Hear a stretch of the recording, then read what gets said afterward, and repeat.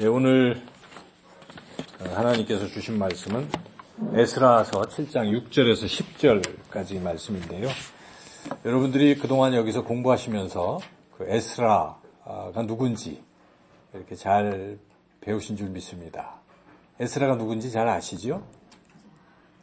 아직 그런가요? 예, 학자. 예, 그렇습니다. 에스라는 율법에 익숙한 학자죠. 그리고 또한 에스라는 제사장입니다. 에스라가. 예, 그래서 에스라가 아론의 16대 손, 아론의 후손들이 대제사장하고 하는 거니까, 또 제사장도 하고, 그래서 제사장이기도 합니다. 에스라는 이 이스라엘에서 태어난 사람이 아니고 바벨론에서 태어났습니다.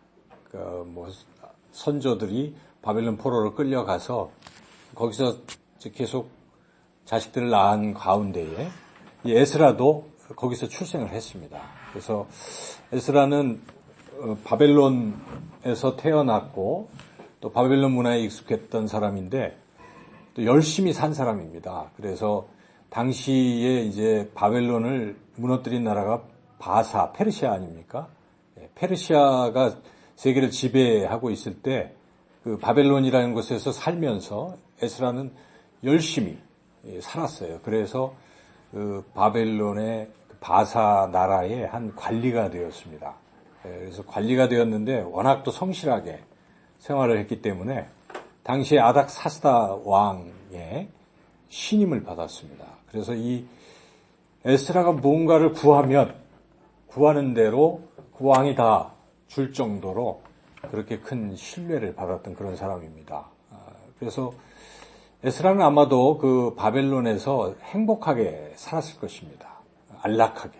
높은 관리이니까요. 그런데 그가 그런 안락한 자리를 놔두고 BC 486년 그때 돌연 예루살렘으로 귀환을 한 것입니다. 우리는 이것을 가리켜서 제2차 포로 귀환 이렇게 이야기를 합니다. 1차 포로 귀환이 있었죠. 그것은 이제 537년 혹은 6년 주전 이때 수룹바벨을 중심으로 해서 1차 포로 귀환을 했습니다. 그런데 이제 그 뒤로 시간이 한 80년쯤 흐른 뒤에 이렇게 에스라가 이 예루살렘으로 귀환을 하게 된 것이죠. 근데 왜 에스라가 귀환을 했을까요? 그 안락한 자리를 놔두고 왜 예루살렘으로 귀환을 했을까? 참 궁금한 이야기잖아요. 왜 귀환을 했을까? 오늘 우리가 이 성경 말씀을 자세히 읽어보면 그 에스라가 왜 귀환을 했는지 그 이유를 알 수가 있습니다. 오늘 본문의 6절에서 9절까지는 지금 에스라가 바벨론에서 예루살렘으로 귀환을 했다. 그런 이야기입니다. 언제 귀환을 했다. 그렇게 나와 있죠. 그래서 9절에 보면 초하루에 예루살렘에 이르니라 이렇게 되어 있습니다. 그런데 10절이 우리 성경으로 보면 그냥 결심하였었더라 이렇게 되어 있지만은 여러분들이 이제 히브리어를 공부를 하시고 또 히브리어 원어로 이 성경을 보시면 여기에 이 시작이 키라고 되어 있어요. 키. 그러니까 키의 뜻은 왜냐하면 그런 뜻입니다. 왜냐하면. 그러니까 이 에스라가 이 예루살렘으로 귀환을 했다는 얘기인데 왜 귀환을 했냐? 왜냐하면 하고 10절에 얘기를 하는 것이죠. 그러니까 에스라가 귀환한 이유를 말하고 있는 것입니다. 그 이유가 무엇인지 우리가 한번 다시 10절 말씀을 같이 한번 읽어보겠습니다. 시작. 에스라가 여호와의 율법을 연구하여 준행하며 율례와 규례를 이스라엘에게 가르치기로 결심하였었더라. 이렇게 결심했기 때문에 안락한 자리에 놔두고 온 것입니다. 뭘 결심한 것입니까? 한마디로 말씀을 가르치려고 결심했기 때문에. 누구를 가르친다는 것입니까? 여기에 이스라엘. 지금 바로 이미 1차 포로 귀환을 했던 이 사람들, 자기는 지금 2차로 지금 귀환을 하고 있잖아요. 앞서서 1차 귀환했던 이 이스라엘 사람들에게 말씀을 가르치려고 에스라가 그 안락한 자리를 놔두고 온 것입니다. 여러분들도 그런 분들이 아닐까요? 여러분들이 그냥 집에서 이 시각에 TV 연속극도 보고 그렇게 살아갈 수 있잖아요. 그럼에도 불구하고 여러분들이 하나님의 말씀을 사랑하고 또 그 말씀대로 살려고 또 그 말씀을 누군가에게 가르치려고 여러분들이 이 자리에 이렇게 늦은 나이에 공부하시는 줄로 믿습니다.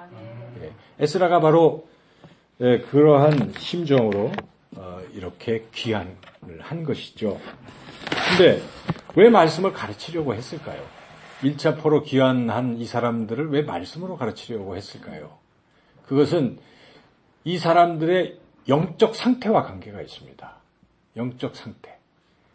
이 사람들은 이제 아까 말씀드렸지만 80년 전인 536년에 스룹바벨의 지도 아래 1차 귀환을 했습니다. 귀환을 해서 한 20년 동안 한 일은 무너진 성전을 재건하려고 애를 썼어요. 근데 처음에는 오자마자 재건을 하려고 시도를 해봤지만 주변에 사마리아 이런 사람들이 우리도 같이 끼자. 너희들은 안 된다. 그러니까 방해하고 해서 20년 동안 그게 안 되고 있었던 것이죠. 한 16년 뭐 이렇게. 그러다가 이제 그러면서 다 손 놓고 있었습니다. 그때 하나님께서 선지자 두 사람을 보내셨죠. 그분들이 누구입니까? 학개와 스가랴. 그렇습니다. 학개와 스가랴를 통해서 너희들은 판벽한 집에 거하고 떵떵거리고 살고 너희들 거 다 해놓는데 하나님의 성전은 이렇게 그냥 방치해서 되겠느냐. 이러한 선지자들의 준엄한 질책에 이들이 회심을 하고 성전 재건을 다시 했습니다. 그래서 드디어 그 1차 포로 귀환한 이후 20년이 지난 주전 516년에 성전을 수룹바벨 성전이라고 하죠. 그것을 완공을 했습니다. 그때까지만 해도 이들의 영적 상태는 좋았습니다. 성전을 재건하고 거기서 예배를 드리고 제사를 드리면서 신앙들이 괜찮았어요. 그렇지만은 선지자 학개와 스가랴가 이제 죽게 되고 뭐 이러면서 좌우지간 이들의 영적 상태는 그때와 달라졌습니다. 점점. 그 뒤로 지금 에스라가 귀환하는 이 시점까지 한 60년이 흐른 거죠. 60년. 이 사이에 많이 변화됐습니다. 어떻게 변화되었는가, 어떻게 변화되어 갔는가는 성경이 우리에게 정확하게 말씀하고 있지는 않습니다. 그러나 우리가 앞뒤 상황을 보면서 추측은 할 수 있습니다. 이들이 어떻게 됐을까? 오늘 본문에 여러분들이 7절 말씀을 읽어보면 어느 정도 추측을 할 수가 있습니다. 7절을 같이 한번 읽어보겠습니다. 아닥사스다 왕 제7년에 이스라엘 자손과 제사장들과 레위 사람들과 노래하는 자들과 문지기들과 느디님 사람들 중에 몇 사람이 예루살렘으로 올라올 때에 누가 오고 있습니까?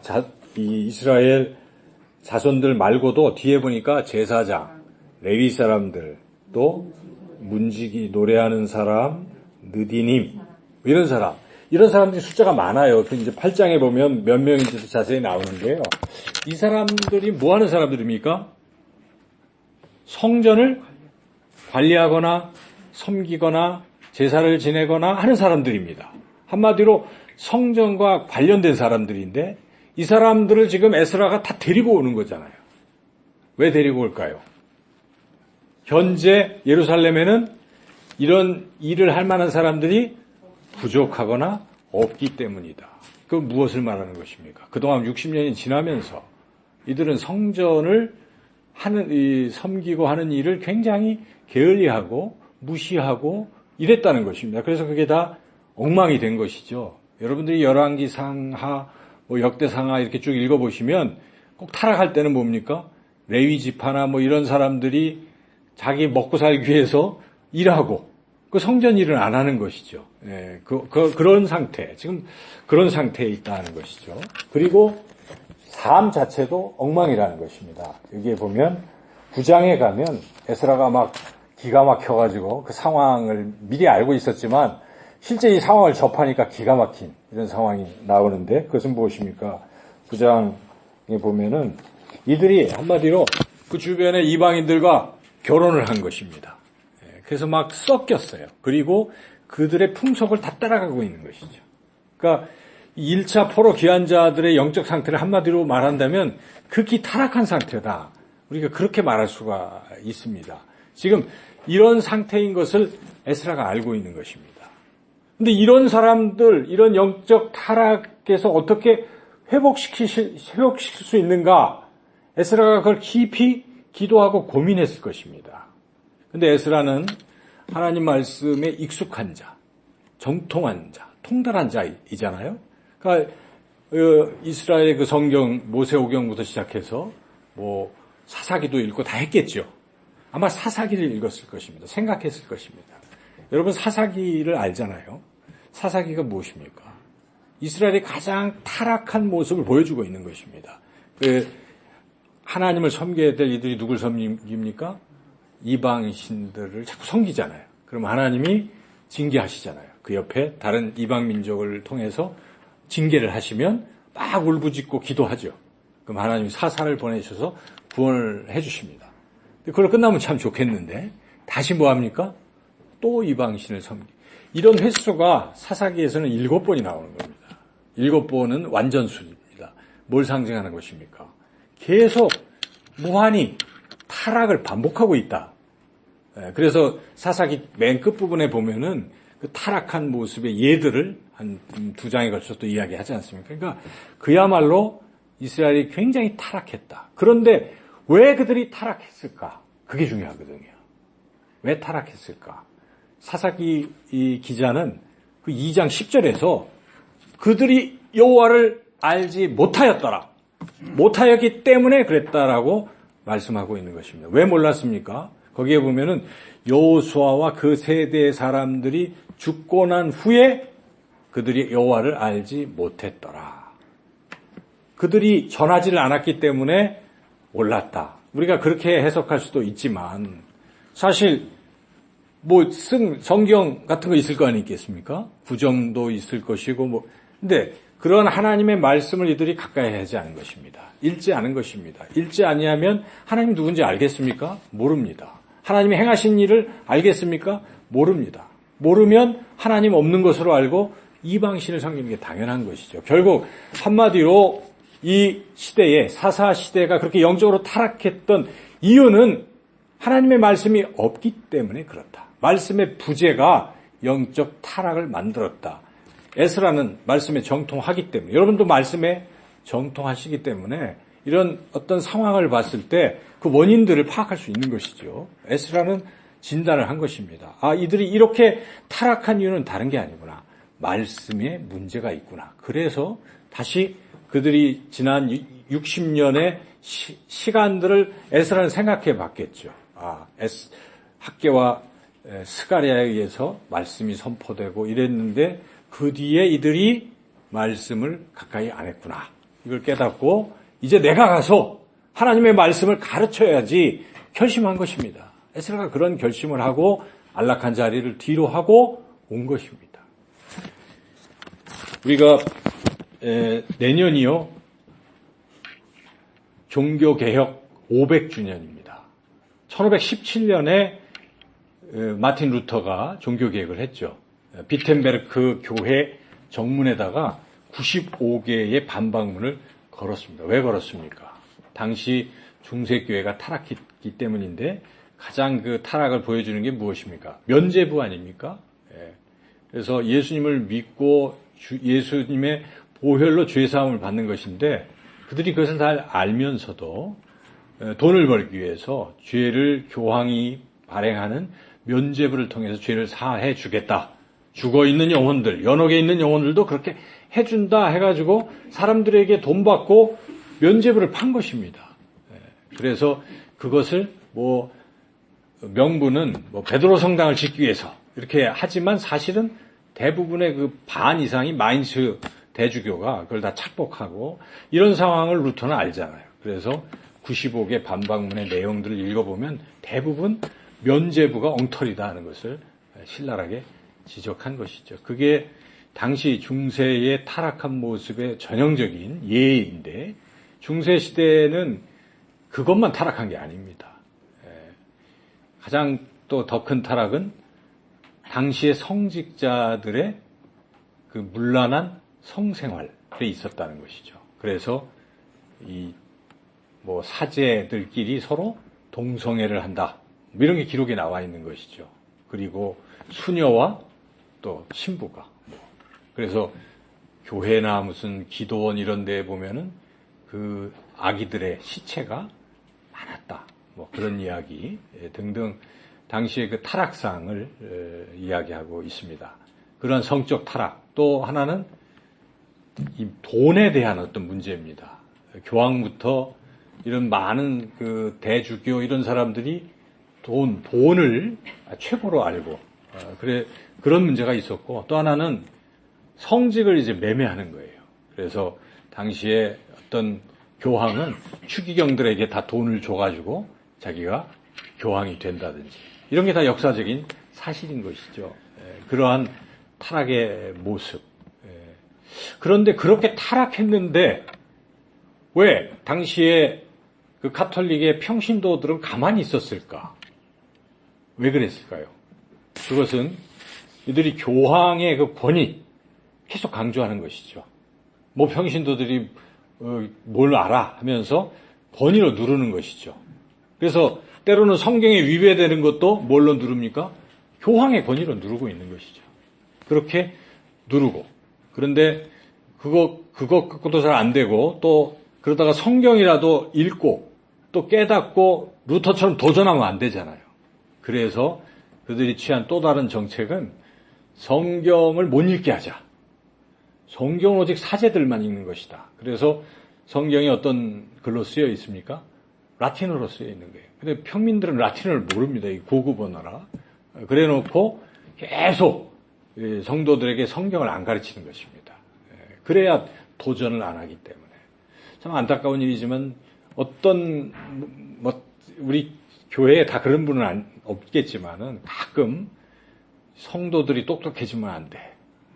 그래서 교회에서 성경 공부를 잘 안 가르치고 말씀을 너무 많이 알면 건방져. 뭐 이런 사람들도 있을 수 있는데 똑같은 이치예요. 당시에 그들은 이 성도들을 그렇게 말씀과 무관하게 자꾸 만들려고 했기 때문에 루터를 비롯해서 스즈빙글리나 이런 종교개혁자들이 한 일이 무엇입니까? 교황, 이런 사제, 성경을 사제의 손에서 평신도의 손으로 넘기자. 이게 종교개혁의 핵심입니다. 그래서 오직 말씀 그런 거 아니겠습니까? 그랬다는 것입니다. 그래서 그들은 영어로, 독일어로, 불어로 막 계속 번역한 것입니다. 성경을 번역한 거예요. 그래서 이 평신도들도 그걸 읽게 된 것이죠. 루터와 이런 사람들이 진단한 게 무엇입니까? 영적 부패의 원인을 뭘로 본 것입니까? 말씀의 부재로 본 것입니다. 말씀이 평신도들에게 알려지지 않기 때문에 타락에 대해서 막을 수가 없는 것입니다. 타락해도 권위 아래 눌려서 그냥 그대로 방치했다는 것이죠. 여러분, 한국 교회를 어떻게 생각하십니까? 현재 한국 교회 이런 상태를 어떻게 보십니까? 예, 많이 타락했다고 그러죠. 세상 사람들도 그럽니다. 그래서 이런 이야기가 있습니다. 어떤 그 외국의 신학 교수가 한국 교회를 보고 2번 놀랬다. 한 번은 한국 교회가 성장하는 속도가 너무 급속한 거예요. 깜짝 놀랐어요. 또 한 가지 놀란 건 무엇일까요? 한국 교회가 타락하는 속도가 엄청나게 빠르다는 것입니다. 부패하는 속도도 엄청 빠른 것에 2번 놀랐다. 지금 우리 상태가 그런 겁니다, 사실. 여러분, 뭐 참 이야기하기 부끄럽지만은 신문에, 매스컴에 보면은 어떻게 이야기합니까? 단일 직종 중에 이 범죄를 가장 많이 일으키는 직종이 성직자. 그러니까 목회자. 뭐 승려들이 더 많이 했는지 모르겠지만. 그렇다는 것입니다. 근데 실제로 목사들의 그런 성범죄가 굉장히 높은 거예요, 사실 지금. 문제가 큰 거죠. 우리가 아는 것처럼 대형교회, 최근에도 뭐 8월달, 9월달 계속해서 유명한 그런 게 문제가 생기잖아요. 그만큼 이런 모습은 가히 중세시대와 뭐 다를 바 없다라고 느껴지는 거죠. 그 외에도 뭐 여러 세습이나 뭐 많은 문제들을 우리는 알고 있습니다. 한국교회가 정결하다고 말할 수 없어요. 이번 총회 주제를 보고 제가 그게 관련이 있겠구나 생각이 듭니다. 총회 주제가 무엇입니까? 다시 거룩한 교회로. 거룩하지 못하다는 얘기입니다. 못하다고 총회 임원들이 진단을 하고 있는 것입니다. 한국교회의 현주소가 그렇다는 것입니다. 왜 한국교회가 이렇게 타락의 길을 걸어가고 있습니까?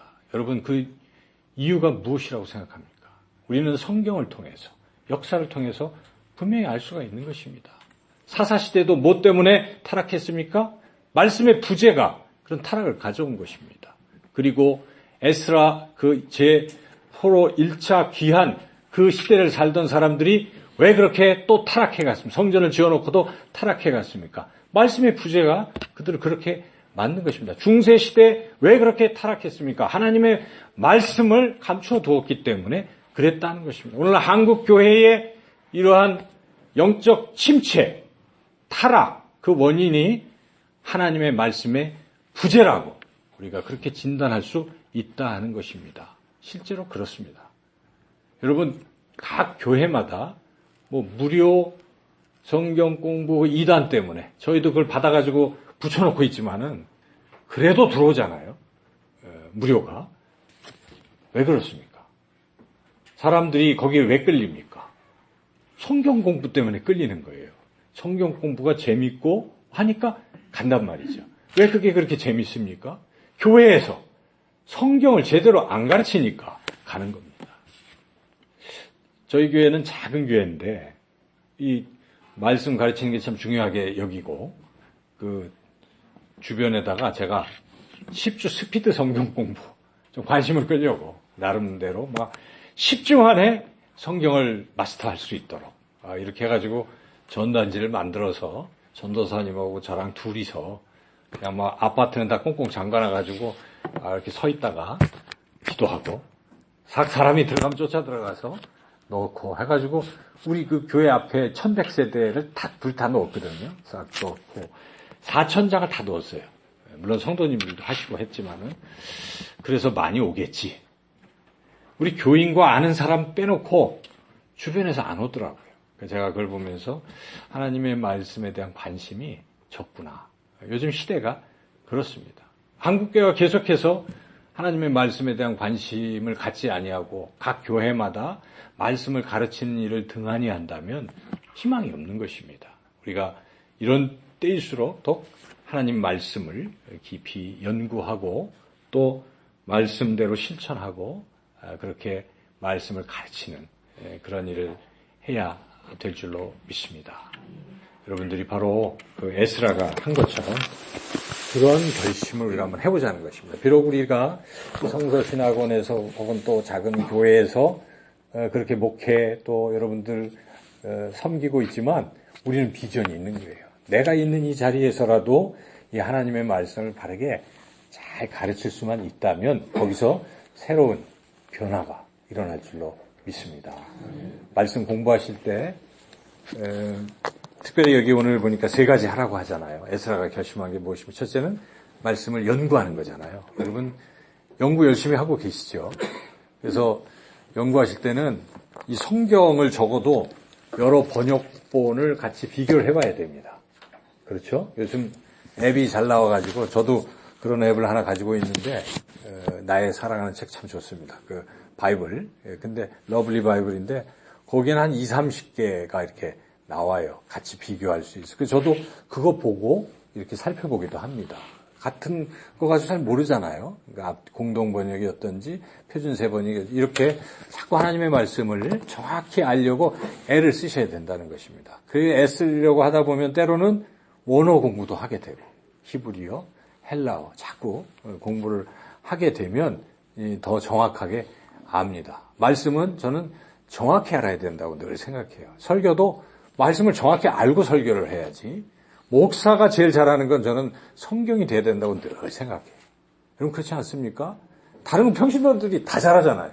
찬양도 잘하지, 이런 어떤 여러 가지 행사 다 잘합니다.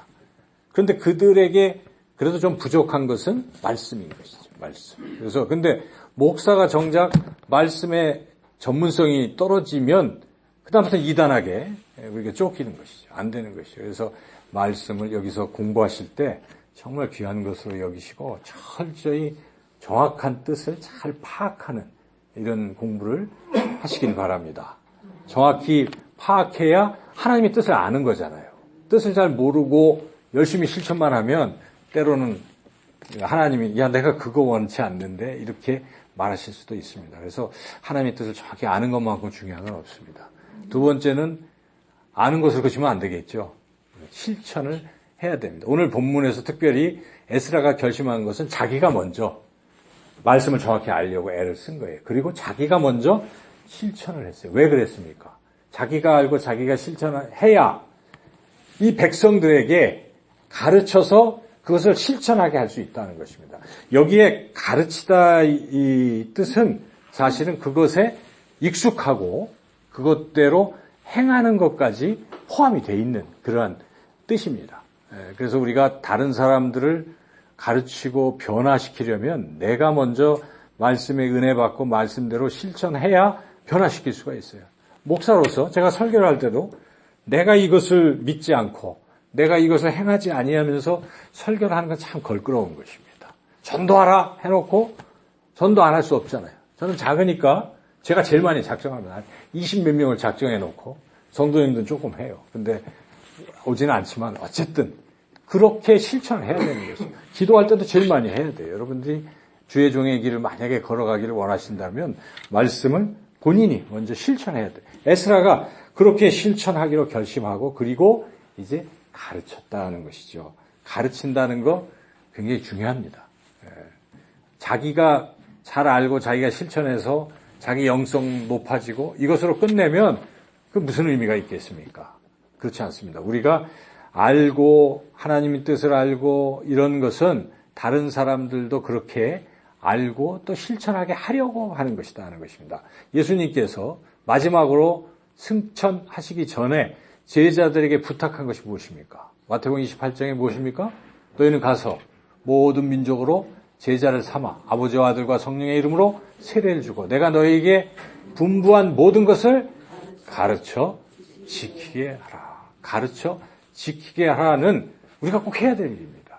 그래서 여러분이 목회의 길을 걷던 각 교회에서 장로로 또 어떤 직분으로 권사로 섬길 때 가르침의 은사가 없으면 은사도 아니죠. 가르치는 역할을 안 하면 안 된다는 것입니다. 디모데후서, 디도서, 디모데전서 다 보시면 그런 장로의 자격에 잘 가르치는 자라고 분명하게 말씀하고 있지 않습니까? 그러니까 가르치는 것은 필수인 것입니다. 저는 바울을 참 좋아하는데 바울의 어떤 점을 여러 가지가 있지만 바울은 그 무엇보다도 주님이 가르쳐 지키라 한 것에 초점을 맞추고 가르치는 일을 참 열심히 했다는 것입니다. 사도행전을 읽어보시면 바울이 2차 전도 여행 때 어디 갑니까? 고린도에 갑니다. 고린도에 가서 안식일마다 뭐 했습니까? 1년 6개월 동안 말씀을 가르쳤다라고 그렇게 성경은 증언합니다. 그리고 3차 전도 여행 때 어디 갔습니까? 에베소에 갔습니다. 에베소에서 바울이 무엇했습니까? 안식일마다 석 달 동안 말씀을 가르쳤어요. 그랬더니 유대인들을 비롯해서 반대를 합니다. 바울을 쫓아내고 비방합니다. 이때 바울이 어떻게 했습니까? 아유, 그만하자. 에베소는 안 돼. 못된 사람들 투성이야. 딴 데로 가자 하지 않았습니다. 장소를 옮겼습니다. 두란노 서원에서 그 사람들 말고 다른 사람들 모아서 무려 2년 동안 이제는 안식일마다가 아니라 날마다 하나님의 말씀을 가르쳤다라고 그렇게 기록되어 있습니다. 바울은 말씀을 가르칠 때 역사가 일어난 줄로 알고 있어요. 사실 에서버두 사빌라 그 7교회, 초대교회 7교회가 에베소 중심으로 쭉 교회들이 확장된 것이죠. 왜 그렇게 됐습니까? 에베소에서 말씀을 가르치는 일이 있었기 때문에 이 사람들이 주변에 가서 교회까지 세운 것입니다. 말씀을 가르치는 것이 교회를 또한 든든히 세우는 그런 길인 줄로 믿습니다. 또 이 바울이 나중에 로마로 갔잖아요. 로마 감옥에 갇혔는데 가택연금이 돼서 2년 동안 있었을 때 뭐 했습니까? 가택연금은 다른 사람들이 올 수 있는 거예요. 근데 왔을 때 뭐 합니까? 그냥 대화했습니까? 말씀을 가르쳤다. 하나님의 복음을 전파했다. 가르쳤다라고 그렇게 기록되어 있습니다. 바울은 그렇게 늘 말씀을 가르쳤어요. 교회를 개척을 많이 했잖아요. 개척하고 뭐 합니까? 다시 전도 여행할 때 또 그 교회들을 갑니다. 왜 갑니까? 말씀으로 가르치려고 가는 겁니다. 그리고 못 가게 되면 뭐 합니까? 편지를 씁니다. 13개의 이 서신서는 다 말씀을 가르치려고 그렇게 한 것입니다. 바울의 그 열정. 그리고 디모데에게 뭐 합니까? 나중에 디모데 후서 2장 2절에 내가 너에게 가르친 것을 또한 충성된 사람들에게 부탁하라. 그들이 또 다른 사람을 가르칠 것이다. 죽기 전에 쓴 게 디모데 후서입니다. 바울은 죽을 때까지 하나님 말씀 가르치는 일에 전념했다는 것을 우리가 알 수 있는 것입니다. 이 가르치는 것은 너무나 중요한데 여러분들이 성서 신학원에서 이 말씀을 잘 배우셔서 잘 가르치시는 모두가 되시기를 주님의 이름으로 축원합니다. 네, 기도하겠습니다.